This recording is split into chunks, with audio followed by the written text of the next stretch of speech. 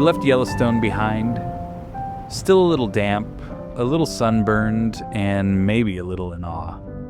After days of boiling mud pots, thundering waterfalls, and snow in July, it felt strange to be back on dry pavement again.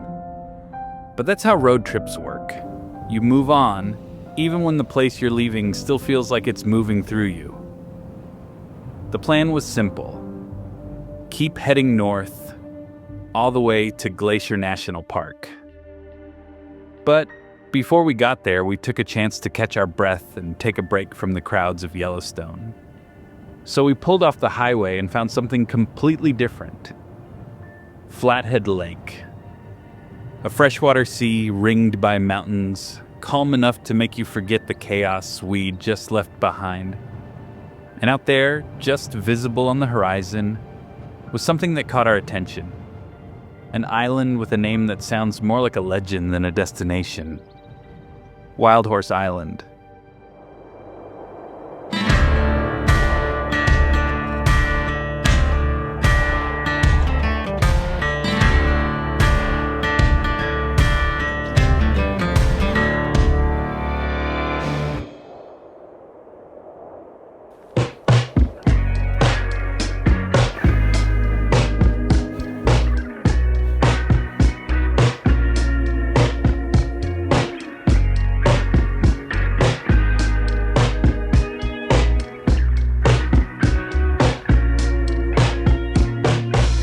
I'd lost track of how long we'd been away from home.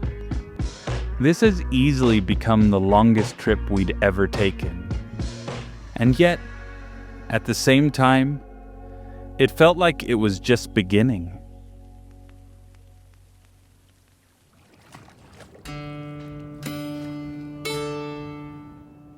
Flathead Lake was carved by glaciers more than 10,000 years ago. And today, it holds more water than all the reservoirs in Montana combined. The lake is ancient. The way we manage it is not.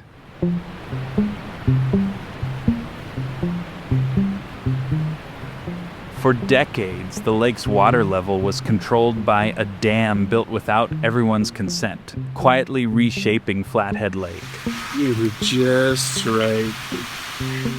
Flooding shorelines, altering ecosystems, and washing over places that had mattered to people for generations. Then something rare happened. In 2015, the Confederated Salish and Kootenai tribes bought the dam back. For the first time since it was built, control of the water returned to the people who had lived with this lake since long before it had a name on a map. The turbines still spin. The lights still turn on. But now the decisions, how high the water rises when it falls, what gets protected, are made locally, with memory, restraint, and responsibility. It's not loud. There's no monument. Just a quiet shift in who gets to decide what stewardship looks like. We're going to get control of this resource here behind us and Flathead Lake that feeds it. Again, for the first time in 80 years, we'll have control over those resources that, of course, are near and dear to our hearts as tribal people and represent and are, in fact, the lifeblood of our existence into the future from the standpoint of the water and the resources that they provide.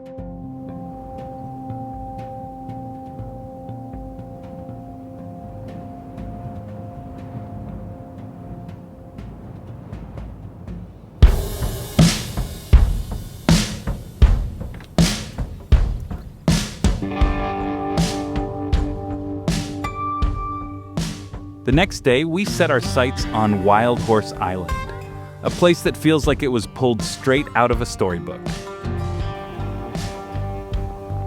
This is the largest island in the largest natural freshwater lake west of the Mississippi.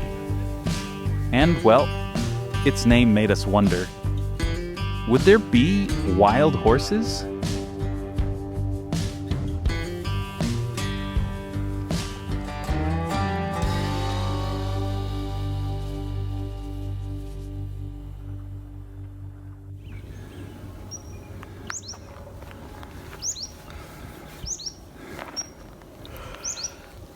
Always yawning. Hey. You were sleeping on the boat. No, I wasn't. I was trying to stay warm. It's cold with the wind.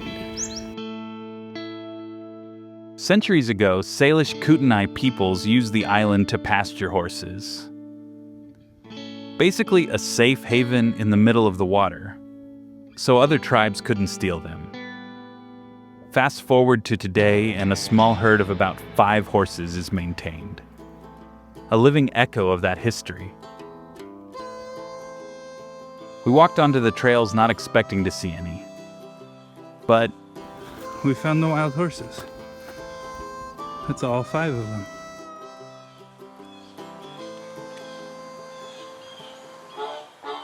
And then, just when we thought the wildlife show was done, we hit our own version of a traffic jam. Up ahead, on the narrow trail, nearly blocking our way, was a herd of bighorn sheep. Big, woolly, stubborn sheep. And no matter how gently we tried to squeeze past, they just stared back, like traffic cops in wool coats judging our hiking pace. They're back.